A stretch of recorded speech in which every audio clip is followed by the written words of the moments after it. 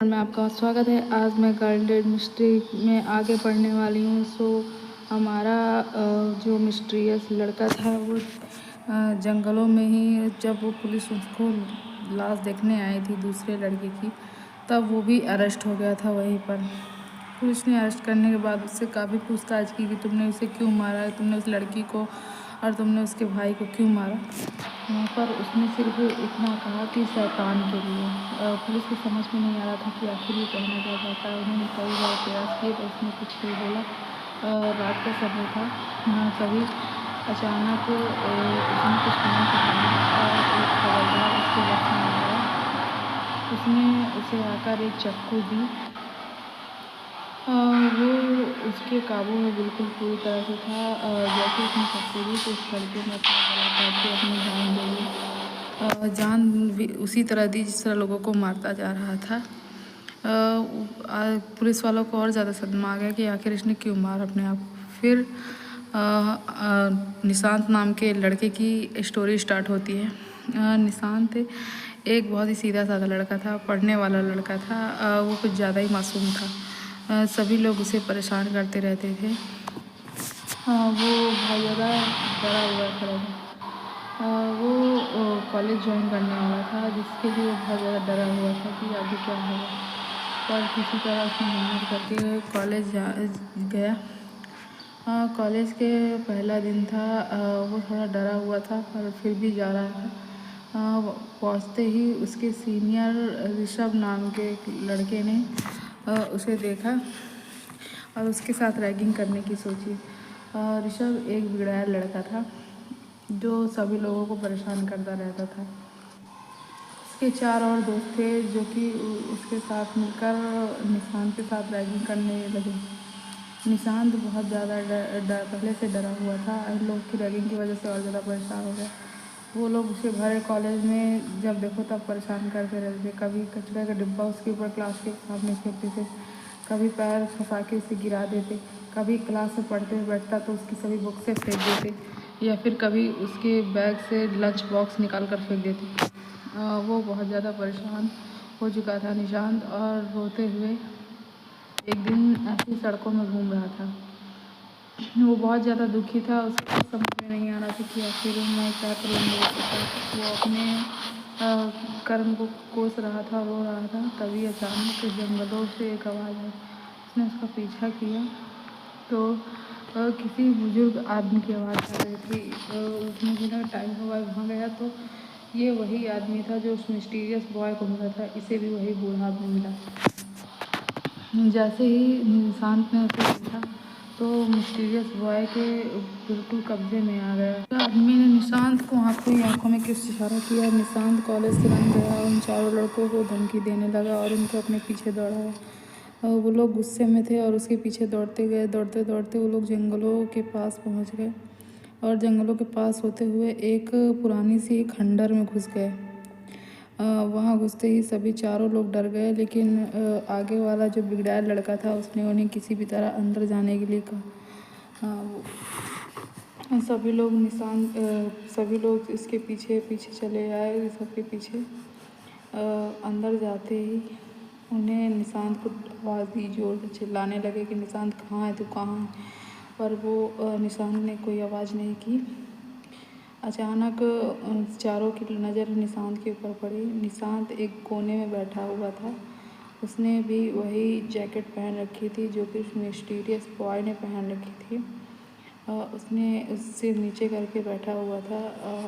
तो उन चारों लड़कों को ने उसे अजीब नज़रों से देखा और उसके बर्ताव को देखकर थोड़ा अचंभित हुए। फिर उनके आगे वाले बॉय ऋषभ ने गुस्से में जाकर निशांत को गला पकड़ने की कोशिश की, पर निशांत कुछ ज़्यादा ही गुस्से में आ गया और उसने एक एक करके उन चारों को बहुत बुरी मौत में मार दिया और मार कर सड़कों में फेंक दिया। और फिर वहाँ से कहाँ गायब हो गया किसी को भी नहीं पता चला। उसने उन सभी लड़कों को उसी पुरानी मौत की तरह मारा। पुलिस अब बहुत ज़्यादा परेशान हो चुकी थी क्योंकि वो मिस्ट्री बॉय तो पहले ही मर चुका था, तो आखिर इन्हें मार कौन रहा था। उनके कुछ भी समझ में नहीं आ रहा था कि ये केस और भी ज़्यादा पेचीदा होता चला जा रहा था। उनके हाथ से ये मामला रेत की तरफ फिसलता चला जा रहा था। वो पुलिस और कुछ कर भी नहीं पा रही थी। अगल बगल से पूछताछ करने पर पता चला कि वो निशांत नाम की लड़की के पीछे गए हैं। निशांत नाम का लड़का बहुत ही सीधा लड़का था। उसके बर्ताव से सभी कॉलेज वाले वाकिफ़ थे कि वो लड़का बहुत ही ज़्यादा सीधा है। वॉचमैन से मिला वो लोग और सीसीटीवी फुटेज वगैरह के बारे में बात की।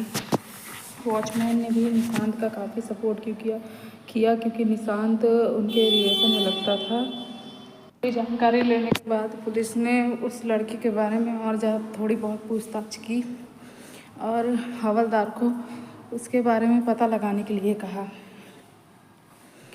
वो लोग उसे अच्छी तरह से जानते थे सभी लोग, और कोई भी उसके बारे में बुरा भला कहने के लिए तैयार नहीं था। उन्हीं में से एक लड़की थी जो बिल्कुल निशांत की तरह ही थी। वो भी ज़्यादा लोगों से मतलब नहीं रखती थी, बस पढ़ाई लिखाई में ही ध्यान देती थी। लड़की का नाम संजना था। उसने निशांत के बारे में पुलिस वालों को सब कुछ बताया और उन लड़कों के बारे में बताया जो कि उसे परेशान करते थे। निशांत जो कि इतना सीधा साधा लड़का था, वो ऐसी हरकत करेगा इसके बारे में कोई भी नहीं सोच सकता था, खास करके संजना तो बिल्कुल भी नहीं। फिर उसके बाद वो मिस्टीरियस बॉय की ड्रेस पहने हुए अपने घर की तरफ गए। उसकी माँ उसे बहुत ढूंढ रही थी, परेशान हो गई थी, ढूंढ कर पर मिल नहीं रहा था वो कहीं भी। पुलिस में भी काफ़ी उसके बारे में पूछताछ की, वो किसी को पता नहीं चल रहा था कि आखिर वो गया कहाँ। पुलिस वाले भी सोच रहे थे कि जो इतना सीधा साधा लड़का आखिर गया तो गया कहाँ, अगर उसने नहीं मारा है तो यहाँ से भागा क्यों। उसके भागने की वजह से सभी को शक इस पर ही जा रहा था, पर पुलिस वालों को भरोसा नहीं हो रहा था कि ऐसा लड़का कर सकता है। और वो लोग उसे ढूंढ रहे थे ताकि उससे पूछताछ कर सके, पता चल सके कि आखिर किसने मारा है उसे।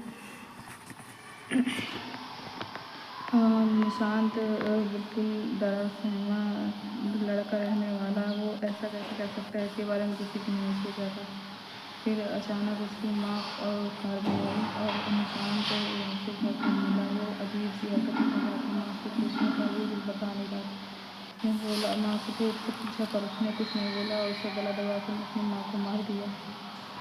अपनी माँ को मारने के बाद वापस वो जंगलों में घूमने लगा। जंगलों में घूमते घूमते बूढ़े आदमी से दोबारा मिला और उसने बूढ़े आदमी से बोला कि आगे क्या करना होगा। बूढ़े आदमी ने कहा अगला शिकार अब बाद बताऊँगा। फिर उन्होंने एक लड़की के बारे में बात की जिसकी बलि चढ़ाना था। यहाँ पुलिस वाले बिल्कुल परेशान हो चुके थे कि ये लड़का आखिर गया तो गया कहाँ। उसकी और माँ को भी देखकर और ज़्यादा सदमे में आ गए थे। लोगों की मौत लगातार होती जा रही थी और पुलिस के ऊपर प्रेशर बढ़ता चला जा रहा था, पर कोई सुराग हाथ में नहीं आ रहा था। अब उनका शक बिल्कुल पक्का हो चुका था, लेकिन लड़की नहीं मानने के लिए तैयार थी क्योंकि अब तो उसे बिल्कुल भरोसा हो चुका था कि निशांत अब उसे मार ही नहीं सकता, क्योंकि वो अपनी माँ को भला क्यों मारेगा। पर पुलिस वालों को बचकर वो लड़की निशांत को ढूंढने लगी। अचानक निशांत ने उसे फ़ोन किया और उसे मिलने के लिए बुलाया। लड़की जानती थी कि निशांत ने ऐसा कुछ नहीं किया है, इसलिए वो निशांत के एक बार कहने पर तुरंत उसके पीछे पीछे वहाँ जंगलों में आ गई। पुलिस वालों ने लड़की पर नज़र रखने के लिए वॉचमैन को कहा था, जिसके लड़की के संजना के निकलते ही वॉचमैन ने तुरंत पुलिस को फ़ोन किया। पुलिस संजना के पीछे पीछे जाने लगी। पीछे पीछे जाते जाते निशांत अचानक उससे रास्ते में मिला। उसने गाड़ी रोकी और उससे सबके बारे में पूछा। निशांत उसके सामने बिल्कुल धराशायी सा खड़ा हो गया और उसने कुछ नहीं बताया।